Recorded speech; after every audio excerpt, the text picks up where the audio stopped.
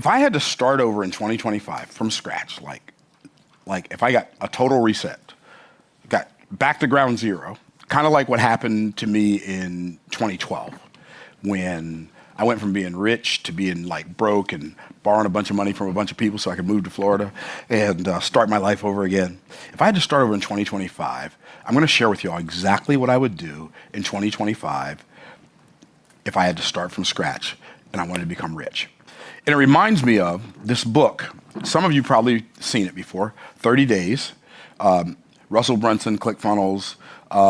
You suddenly lose everything. And what would you do from day 1 to day 30 to save yourself? That's this book. So it says Russell Brunson, but what Russell did was he got a bunch of people in his inner circle to write a chapter in this book. And I wrote one of the chapters. And I based I called mine Bible Success Secrets and wrote it based on 1 Kings chapter 4, or 2 Kings chapter 4 with the widow and the oil. But even though those principles were great and they're in line with what I'm going to say today, what I would do today is very different than what I would have done when I wrote my chapter in this book, because the landscape has changed. So I believe that there's never been a time in human history when it's been easier for average people like us to create wealth. And I know when I say that, you, and some of y'all, have some internal resistance to the fact that I said average people like us, because I put myself in that boat. But I'm telling you, I am an average person just like you who just has been focusing on different inputs over a longer period of time. That's the difference. I'm not smarter than you. Some of y'all are smarter than me. I may be a little bit more well-connected. I maybe have some better sales skills, but for the most part, I'm just a regular guy. There's nothing that you would look at from the outside looking in at my life and say, oh, this guy's going to make it. In fact, when I graduated from high school, the only award I got was the most likely to get on your nerves award. It was like a little pill bottle, like seriously, it said most likely to get on your nerves award. I'm not even making that up, right? Nobody ever said, this guy's going to be the one, right? They said, this guy. Okay. Anyway, so what would I do? The first thing I would do is I would strengthen my mindset. I would strengthen my mindset because, as you've heard me say before, I got this from Daniel Priestley, income follows assets. But where do assets come from? Mindset times skill set times tool set equals assets. If you are struggling right now, the real reason you're struggling is because you have no assets. So if I started from zero, one of the first things I would do is I would create some assets. But how would I do that? I strengthen my mindset. Some people have the mindset that, these people who talk about everybody can get rich. Well, everybody can't get rich, but most people can. But most people won't because their perspective is that most people can't, and they're in the group that can't. And the reality is, even if that were true, which it's not, but even if it were true, it wouldn't do you any good to believe that it were true. Like, you don't do yourself any service at all by believing that the things you desire are only for other people. How's that help you? What does it help you do? Other than confirm that it's somebody else's fault that your life isn't working. I ain't coming at you, bro. I ain't coming at you. So I would strengthen my mindset. So when I say strengthen my mindset, what am I talking about? I'm talking about, first of all, I'd strengthen my perspective.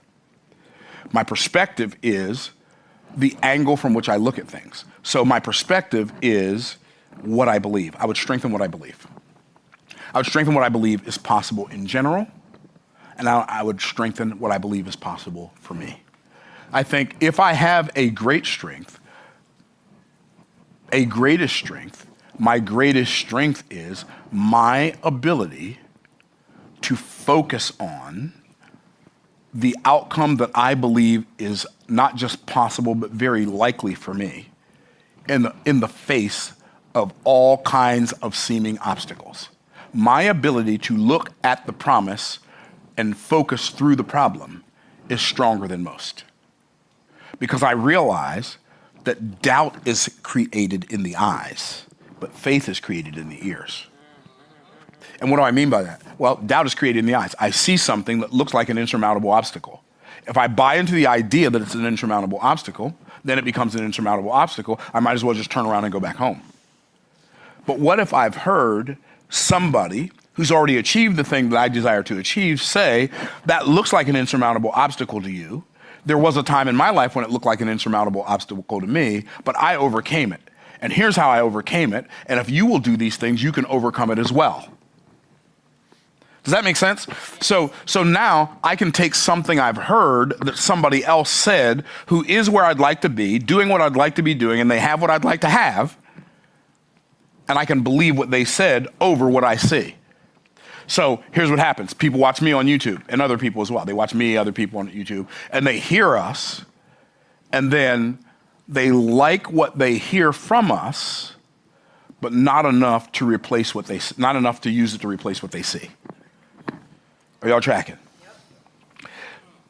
So my perspective is what I believe. I really believe in me. I believe in my ability to do the thing. And they say, Myron, why do you believe? Isn't that kind of arrogant? No, because it's not arrogant, because I don't believe in me because of me. I believe in me in spite of me. I believe in me in spite of the fact that I had polio as an infant, I walk with a brace on my leg, I still believe in me. I believe in me in spite of the fact that I did well in school all the way through the 3rd grade, and it went downhill from there. I believe in me in spite of the fact that I liked the 10th grade so much I took it twice, and that ain't the real reason. I believe in me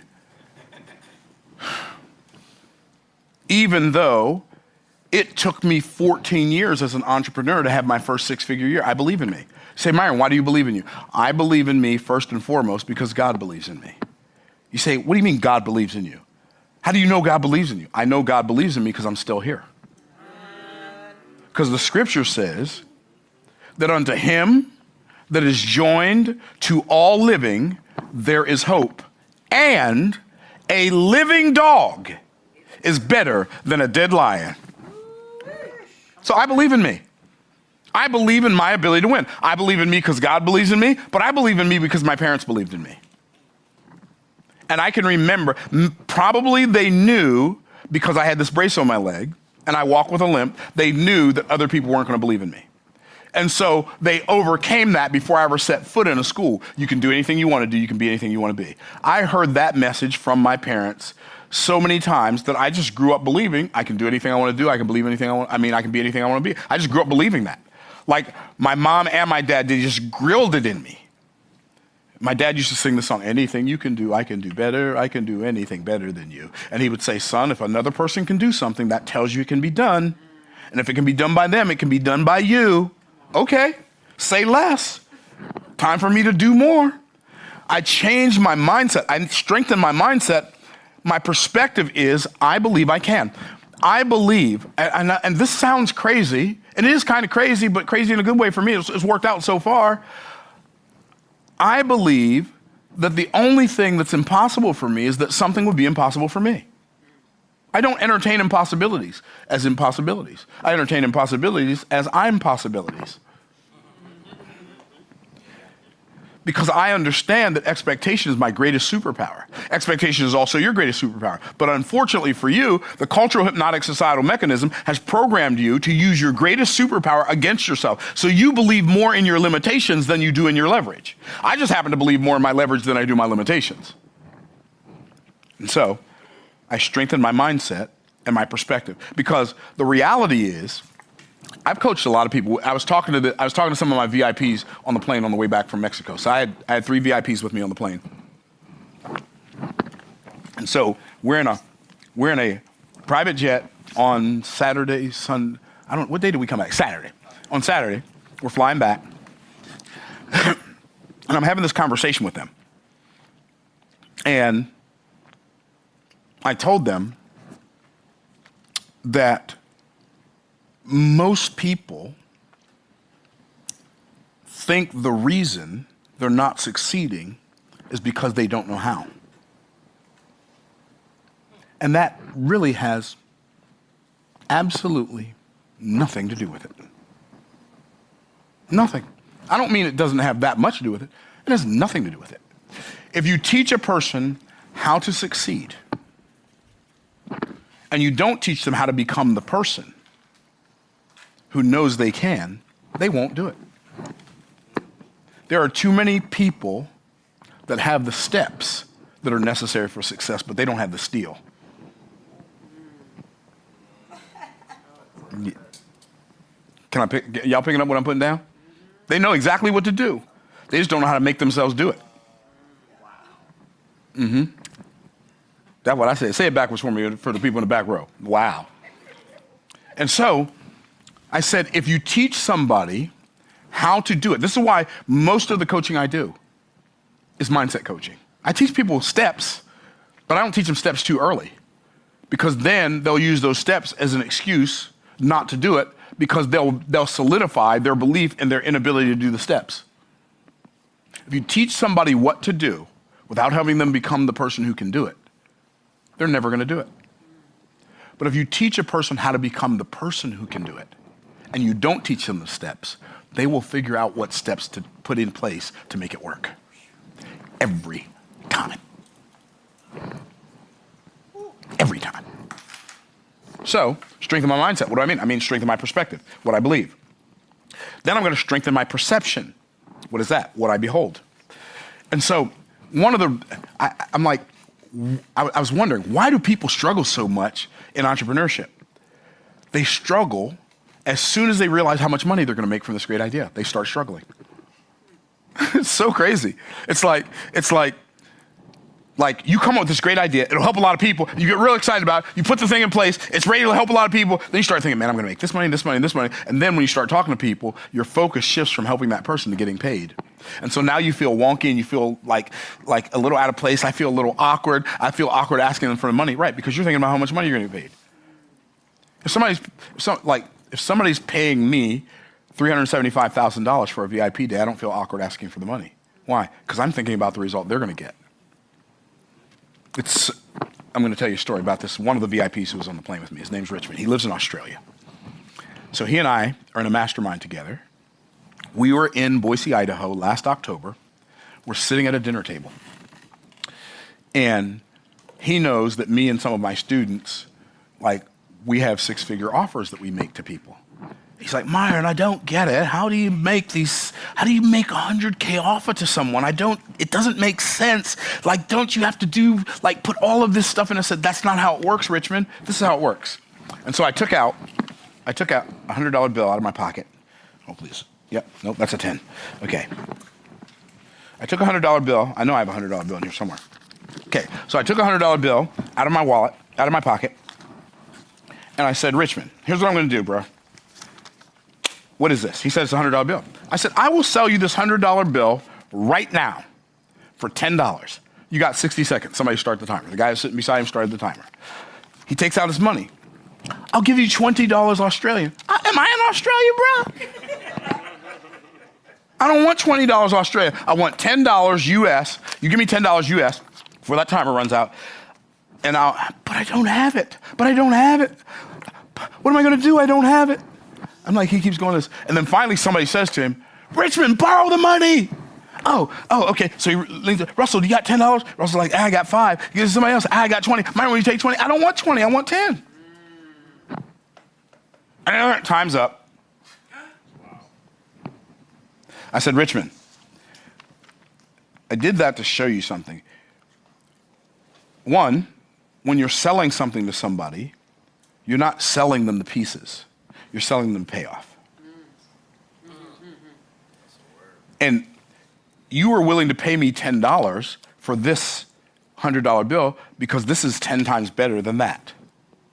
When you can make your offer 10 times better than the amount of money people are going to pay you for it, regardless of price, they will pay you. Because people are willing to pay for something that's worth more than the money as long as they desire that thing. I said, the second lesson, Richmond, is this. I said, you didn't even think to borrow the money for 40 seconds. You let 40 seconds go by, and somebody else had to tell you to borrow the money. And by the time you could have found it, if you would have thought of it earlier, it was too late. The timer was up. So I said, here's the reality, Richmond. If you didn't think about borrowing the money so you could 10x your return, if you didn't think of it for yourself, I can guarantee you're not thinking of it for your clients, and so you don't even recommend it as an option. So you're making less sales than you would have made. He's like, oh, that's so good. My Australian accent's not that good, so for all of you Aussies out there, forgive me. Okay. So then, the next day he comes in.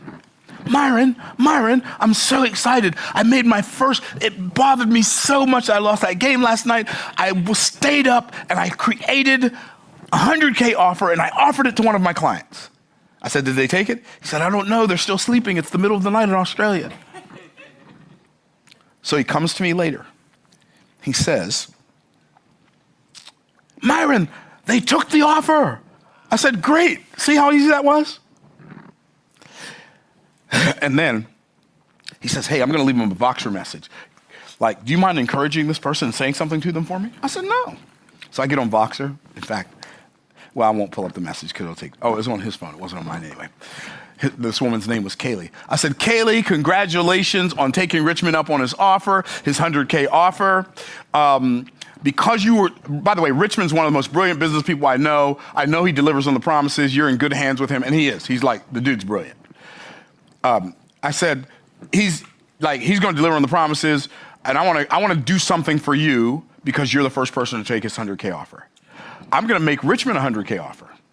I'm going to offer him to come to Tampa, spend a day with me on my yacht, and I'm going to coach him for 4 to 6 hours, and you're going to be able to come with him as his plus one. Richmond's like, okay, I guess I'll take your 100K, Kaylee, and give it to Myron. I said, no, Richmond, that's not the point. You missed the point. It's not about you taking that 100K and giving it to me. I'm going to show both of y'all how to make so much money, it's going to make your head spin. And I'm going to let you come to my 2-day event. It's called Mouth to Millions, which I usually sell for 25 grand, just that 2-day event. I sell it for 25 grand. I'm going to let you come to my 2-day event called Mouth to Millions. And when you come to that event, I'm going to teach you my premium value offer framework so you will know exactly how to craft a 100K offer and exactly what to put in it so that you don't feel like the person has to come spend the night at your house and come over for all the holidays and you have to invite them over for their birthday so you don't have to feel like you have to throw in the kitchen sink with this offer. He's like, okay, great. So he now takes my 100K offer. He brings her with him as his plus one. They spend the day with me on the yacht, with me and several other VIPs. And then the next 2 days, we go into Mouth to Millions. He's like, Myron, this is so great. This is so great. Oh, it's going to be so good. So he sends me a Voxer message when he gets back to Australia. Myron, on the way back, Kaylee and I crafted our first $1 million offer. We pitched it to someone and they took it. Yes. Right. So he made a $100,000 offer, and then he made a $1 million offer. So when he came, so there was another woman at that dinner who came and said, when I made Richmond the 100K offer to come spend, she said, I want the 100K offer. So she came, she paid the 100K offer. And I said, both of y'all can ride back with me on the jet. I'll give you a free, I'll throw in a bonus mastermind in the sky. Richmond couldn't do it because he had to go back to Australia, but Phyllis and Cease, they came back with me. And so Phyllis upgraded to the $375,000 VIP, and then after the other event, Richmond upgraded to the $375,000 VIP as well. So and I'm telling you that whole story so you can see that what I perceive in the marketplace, I perceive in the marketplace the value that the people are getting from me, not the value that I'm getting from them. The money that I'm getting from them doesn't change my life. The $350,000 that back when it's $375,000 now, just so y'all know. Okay, the $350,000 that I got from Richmond and $350,000 that I got from Phyllis and Cease, that didn't change my life at all. Both of those together didn't change my, like there was nothing that I was like, man, if I just get this money, I'll be able to buy this. No, didn't change my life at all. Their life has changed forever. Phyllis and Cease have sold five 100K offers since that. They've been in my mastermind. They've all been full on in the coaching program since March. You say, Myron, what are you saying? All I did was help them see something different. I didn't teach them any skill sets yet. I just strengthened their mindset. I strengthened their ability to believe, and I strengthened their ability to perceive. Go look for holes in the marketplace. You want to get rich? So when you strengthen in your perception, you're not just strengthening your perception of yourself, you're strengthening your perception of the problems in the marketplace. The thing you get paid for is solving other people's problems. When you obsess over other people's problems longer than they do and you find elegant solutions, they will pay you for those solutions. Okay? So I strengthened my mindset. What did I do? I strengthened my perception. I strengthened my perspective. I strengthened my persuasion.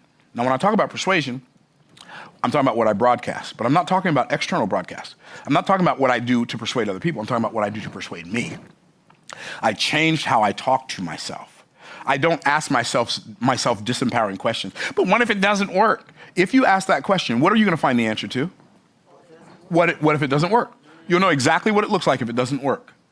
What if you just ask yourself a better question? You figure out what answer would be a good answer. Okay, what if I ask myself this question instead? How awesome is this going to be when it works? Then I get that answer. Which answer is going to serve me more? How awesome is this going to be when it works? See, we are so busy knowing exactly what it's going to look like if it doesn't work, and not even having a vague representation of what it's going to look like if it does work. We don't persuade ourselves. The message that we broadcast to ourselves talk us out of all our chances. We don't need anybody else to talk us out of our chances. We're good at that, doing that ourselves.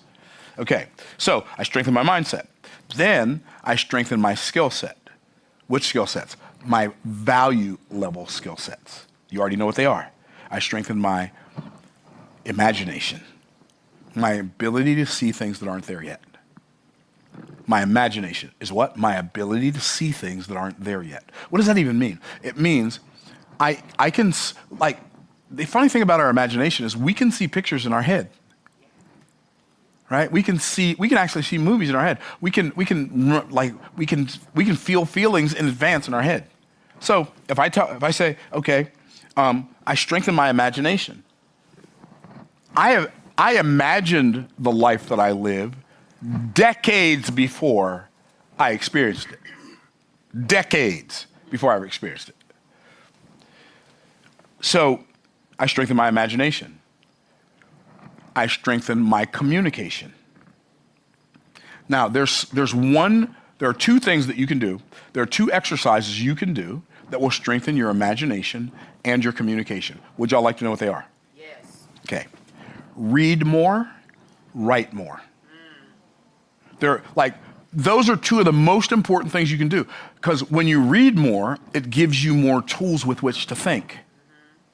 It also gives you more words in your vocabulary toolbox with which to speak.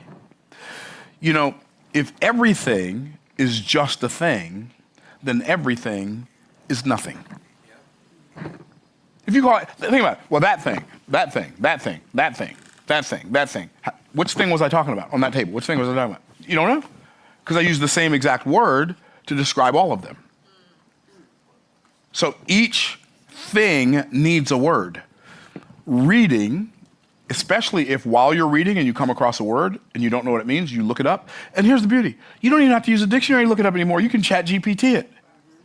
You can Google it. There's so many different ways. Like every time you come across a word, you look it up. What if every time you came across a word, you looked it up and you wrote down the word and the definition and then you started using that word in your vocabulary? It would strengthen your ability to think and strengthen your ability to speak. Does that make sense? Yes. Okay, so strengthen my imagination skill set, strengthen my communication. I promise you, I'm not exact. Okay, so here's what's interesting. You can speak without thinking. Have you ever done that before? Oh, I can't believe I said that. I should have thought about that before I said, oh man, right? We've all agonized over saying things that we haven't thought about. Can I get a witness? Yes. Okay. You can speak without thinking, but you can't think without words. So when I strengthen my communication ability, I automatically strengthen my thinking ability. That's so good. Okay. Then I strengthen my unification ability. What's unification? First of all, unification is congruency. I don't have my desires pulling in one direction and my expectation pulling in the opposite direction. Why? Because when desire is in opposition to expectation, expectation always wins. Did you hear what I just said? If desire and expectation, if they're pulling in opposite directions, expectation will always win. Now, that almost sounds like I'm saying you can't have what you desire, doesn't it? But I'm not saying that. I'm saying you can't have what you desire if you desire one thing and you expect the opposite. So what you have to learn to do is instead of using your willpower to make yourself do a thing, use your willpower to make yourself expect the things you desire. I said that too fast. I can tell by the looks on your faces. Use your willpower to force yourself to only allow yourself to expect the things you desire. You know how you think, oh, I'd like to write a book. And then all of a sudden the thought pops into your head, but nobody's going to want to read a book written by me. You got to get that thought out of your expectation. Like, when I write this book, everybody's going to want to read this. It's going to be so good. People are not going to be able to stop talking about it. Right? See, I realized a long time ago, anything I tell myself about a future outcome, I made it up. Anything you tell yourself about a future outcome, you made it up. If you're making up stories about outcomes in the future, which you are, you might as well make up outcomes that empower you instead of outcomes that disempower you. Since you're in the business of making up outcomes, making up stories anyway, why not make up an empowering story? Okay, just saying. Okay. So I strengthen my unification, my congruency, but then I strengthen my unification with other people in creating partnerships and collaborations, right? So my ability to get other people to buy into my cause, my movement. Why would they do that? Well, we talked about it earlier. Because I'm confident. People will buy into my movement. They'll buy into my beliefs because I bought into them. But they'll also buy into it because of my competence. But the other reason they'll buy into it is because of my character. See, if my character doesn't, if what I say and what I do don't match up, it doesn't matter how confident or competent I am, people are not going to follow me. But if I've got those three things, man, I'm pretty much unstoppable. If I've got competence, I know how to do stuff, and confidence, I believe it's going to work, and I've got character, my actions match my words, oh, it's a wrap. Let's go. Okay. And then implementation, my implementation skills. When it comes to implementation skills, you have to get good at doing some things. It's so fascinating. When I look at this business now, and I think about our team members, and I think about Jawan and Michael and Karina and Megan and Jeff and Rob and all of these people who are on our team, and Diana, and I know I'm leaving people out. I'm not doing it intentionally, and Rebecca, because they're going to see this and they're going to think I'm not ignoring you. I'm just in the moment. I don't remember everybody's name. Okay. But I've got all these people doing all this stuff. When I first started this business, I did everything. I did it all. We didn't get as much done as we get done now, right? But I did everything that needed to be done. Why? Because that's all I had. I mean, my kids would help me. My wife helped me by being my wife. Okay. Well, that sounds funny, but I'm very serious. Anyway, it's another conversation for a different day. But I'm talking about when it comes to working in the business, my kids wanted money. We didn't give them money. We gave them opportunities to earn money. Right? So anyway, so my implementation skills, the implementation skills that I would strengthen today would be my ability to sell and my ability to outsource, delegate. Like in the beginning of your delegation, probably it would be best if it were outsourced delegation versus hiring somebody delegation. Why? Because if you outsource it, then you only pay them while they're working, right? Okay, and you only pay them for the amount of work that you have, which in the beginning is not much. So you outsource somebody to build your funnels if you don't know how to build a funnel. You outsource somebody to run your ads if you don't know how to run the ads. You outsource somebody to build your members area if you don't know how to do that. There's ways around it. Okay, so implementation. And then I would sharpen my skill sets. My tool set. Sharpen my tool set. So I'd strengthen my mindset, survey my skill set, and then sharpen my tool set. What's the tool set? What are the tools that I would use to get rich today? Number one, the internet. I don't know how to use a computer. That's fine if that's your story today. We're going to let you get away with that today. But come July 16th, you still don't know how to use one? Now it's time to come get your family and take them to safety. Because it doesn't take that long to learn how to use one. You just don't care enough. You don't care enough. The internet. Why? Because the internet gives you access to everyone, and the internet gives everyone access to you. I have clients all over the world. I'm not even exaggerating. You ready? So I was speaking at a church in Dallas week before last. I spoke there 3 days, 3 nights. I come back home. I'm home for a couple of days. I go to Mexico. We flew into the wrong airport just because I didn't know which airport was closer. So I'm taking responsibility. We flew into the wrong airport, so we had to take a taxi to a ferry, and then take another taxi to the resort. So I get off the ferry in this town in the middle of Mexico. I'm on my way to the other car to bring us to the resort. First person I see, hey, you were just at Oak Cliff Bible Fellowship Church last week. I was there. You were at my church last week. They were not there with us for our Mexico trip. They just happened to be in Mexico at the same time. Is that crazy? So it seemed kind of crazy to me. Anyway, I was at the golf course yesterday in Davenport. Some guy, random guy, we come around to the 10th hole, some random guy comes driving up real fast. I'm like, where's he going? There's like, did they send a single out in front of us? I'm like, what's happening here? This guy drives up and says, you're Myron Golden. Shut up. Am I? No, I didn't say that. I didn't say that. I said, I am. I said, I am. He said, I've been watching your videos for a long time. I said, thank you. The internet gives everybody access to you. So you can tell your story. So you can let people know what value you've created for them while they weren't watching. So now they can pay you. Right? The internet. A couple things I would learn to do on the internet. One, I would learn to post content on social media platforms on the internet and on your phone. I would learn how to do that. Not content, oh, this is what I had for breakfast. I mean, that's fine if that's, right? But content that lets people know what you can do for them. That's why I call this video and content like this my community service content. I charge people a lot of money to work with me. So what I do for people that don't have a lot of money, buy one of my books. It's $20, $30. Or watch my content on YouTube. You don't have to pay anything but attention. Right? So use the internet to post content. Use the internet to do research. Now, a couple different kinds of research I would do. One, I would do search engine keyword research, because YouTube is a search engine. Okay? People think YouTube is social media. YouTube is a search engine. And YouTube is it's the second largest search engine in the world, owned by the largest search engine in the world, which is Google. So Google has this tool called the Google Keyword Planner.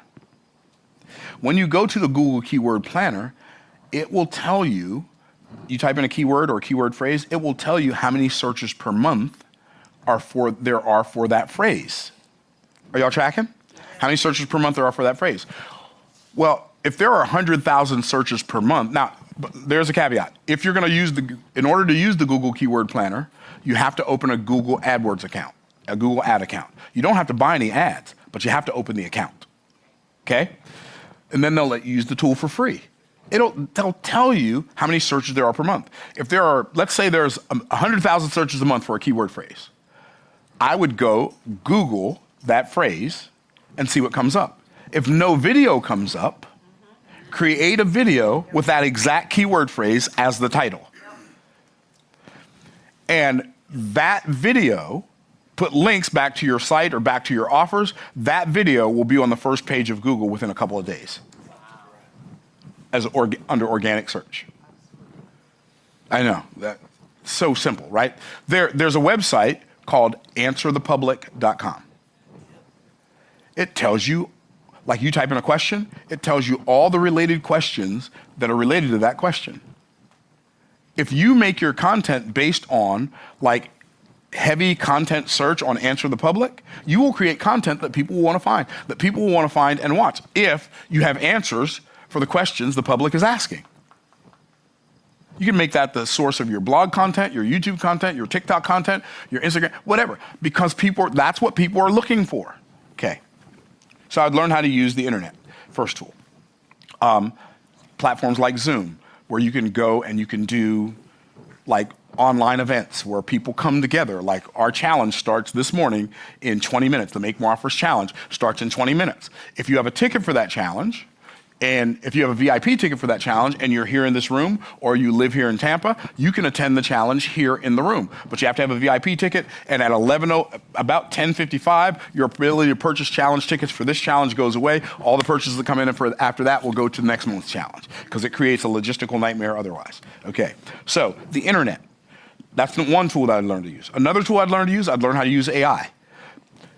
Do not let me hear you say that you don't know how to use AI. Because if you do, I'm coming to get you. Why? Because you can ask AI to teach you how to use AI. And it will. So there's no excuse. Okay, how'd you learn how to use AI? Don't use it for criminal purposes like so many of these criminals. By the way, let me make this announcement. If you see a video if you see on YouTube a channel that has a voice that sounds similar to mine but more raspy, and it sounds all corporate-y, it's not me. It's an AI clone voice of me. And it's probably an AI-generated script based on my content, stitching a bunch of stuff together that doesn't make any sense, that I would never say. And what they'll usually do, they might have, look to see if the words are matching up with the mouth, if they've got video. Because I just saw one this morning where they had it was me on stage, but some different words were coming out of my mouth than I have ever said. And then they take you to an audio, and they've got some stream or some mountain scene in the background and an image of me. None of those are me. They're all AI cloned voices, and they're all fake, and they're probably going to attempt to use my name to scam you out of money. So just ignore them, or better yet, report them. Don't make me to be the only one that reports them. Okay. It's another conversation for a different day. Learn how to use AI, but don't be a criminal like these clowns. Okay. So learn how to sharpen your tool set, your internet tool set. Sharpen your AI tool set. Sharpen your camera tool set. Stop thinking that you need Sony FX6s or A7S3s or Canon EOS, whatever. No. You know what you need? A smartphone. And the camera on your smartphone is better than 90% of the cameras I've owned since I've been making videos on the internet. Just use your phone. Get in a place with some good lighting and say something that matters. Okay. I'm going to give you a step-by-step in a minute. Okay. And then the last one, learn how to use software. Software like a funnel building software. Software like a communication broadcast software. Learn how to use software. Maybe a video editing software. Learn how to do something. Now, here's what I would do if I were going to start over. After I did all of these things that I just talked about, because people say, but you didn't give us any steps, so I'm going to give you some steps. Take inventory of your skill sets. Let's say all you know how to do is shoot and edit videos on your smartphone. Do you understand how many super profitable 6, 7, and 8-figure businesses that don't know how to make a video to promote their business? Yeah. Find a big pool of people with a big problem. What's a big problem? They don't have enough clients. It could be a law firm. It could be a doctor's office. It could be a cosmetic surgeon. It could be a cosmetic dentist. It could be any number of high white-collar professional jobs or professions that don't know how to promote their own practice. Get good at that one skill of shooting and editing videos and creating marketing videos for clients that have deep pockets. Charge them X amount of dollars per video. If you went to a law practice, I will create a video for you a week, and I'll only charge you $1,000 a video for a law firm that will get you clients. This video will get you clients. It'll get you way more clients than you're getting right now. And you do one video a week. If you get 2 clients, you're making $2,000 a week. That's $8,000 a month. That's $96,000 a year. And all you're doing is making 2 videos a week. You're working part-time and you're making just under 6 figures. What if you're good at sales? You could become a sales consultant and go and teach Do you know when people go to law school, they teach you how to practice law, they just don't teach you how to get any clients to practice law for? Did you know that when people go to medical school, they learn how to practice medicine, they just don't learn how to get any patients to practice medicine on? What if you just become the person who teaches doctors how to get patients and lawyers how to get clients? Or maybe you have your own business and your business is a medical whatever, and you got a spare room. You could turn that spare room into a studio. And you could lease that room out on peerspace.com to people who want to be podcasters, but they don't have any place to record their podcast. There are so many ways for you to make money right now. So, Myron, what would you do? Here's what I would do. Okay, here's how I would do it. I would pick what niche I'm going to work in. And for me, it would be entrepreneurs who are struggling with sales. That's who I would help. I would find somebody who I can produce a very big result for. And I would just swing for the fences because I know it requires the same amount of energy to swing for the fences as it does to get a base hit. And so I would go out and I would find a client and I would say, I will teach you how to double your revenue in 90 days if you pay me $10,000 a month. I'll meet with you once a week and I'll teach you how to double your revenue in your business. You pay me $10,000 a month and you pay me 5% of the upside or pay me 3% of the upside. And I would go to that business and I would say, by the way, since you're paying me this money, what I'm going to do, if you'll allow it, I'm going to allow other people to watch me coach you, and I'm going to charge them for that. And I'm going to pay you 10% of everything they pay me. So now you're already generating revenue for them. See, your problem is not that you don't know how to do anything. Your problem is that you don't understand deal structure. So I would teach that business owner, and I would record it, even if I were teaching them one-on-one, like in person. I would broadcast it on Zoom, even if nobody was watching it. Why? Because I would record it. Then I would take the recording, and I would have it transcribed.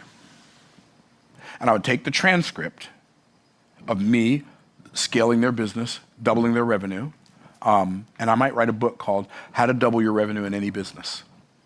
And then I would have ChatGPT or Claude or some AI take that transcript and say, this is a transcript, turn it into a manuscript. Are y'all tracking? Yes. And this is the title, and these are the chapters.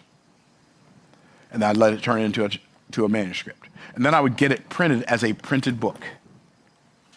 And then I would use that book to get more clients to pay me $10,000 a month. That's what I would do if I were going to start over. And there's not anybody watching me right now who couldn't do exactly that if that's something you know how to do. You say, but Myron, I don't know how to help somebody double their revenue. Great. You know how to help somebody lose 10 pounds? You know how to help somebody lose 7 pounds a month? I'm going to show you how to lose 21 pounds over the next 90 days. Whatever your skill set is, take it out to the marketplace, because here's what's going to happen.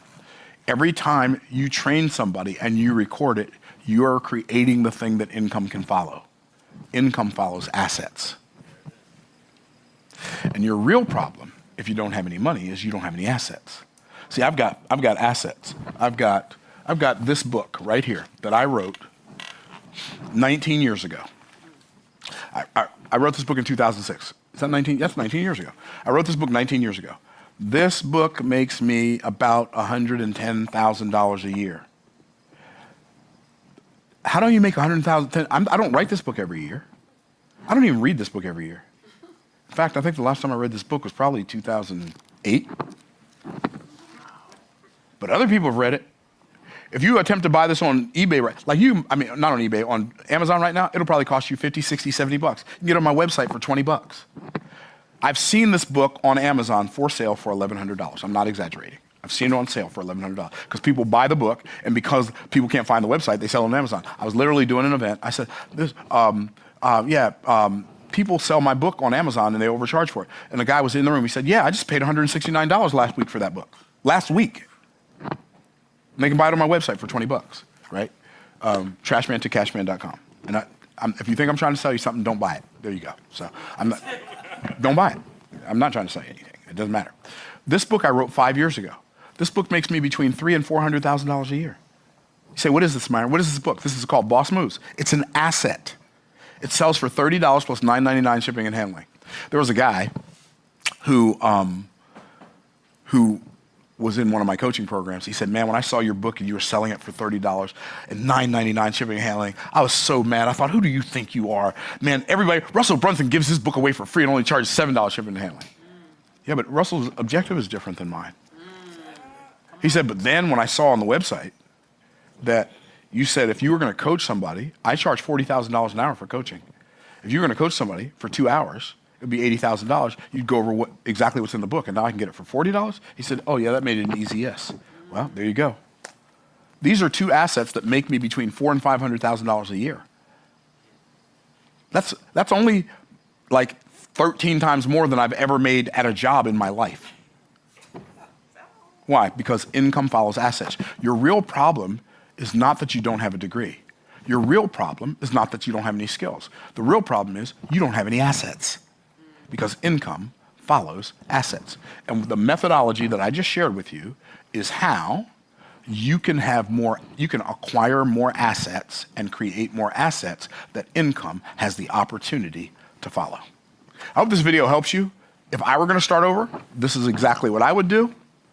If you're starting from scratch, I don't know. Maybe you should check it out, test it out, see if it works as well for you as it has for me and a bunch of my clients. Hope this video helps you. I hope it blesses you and your family. In the meantime, in between time, it's been great talking with you. Stay blessed by the best. We'll see you in the next video.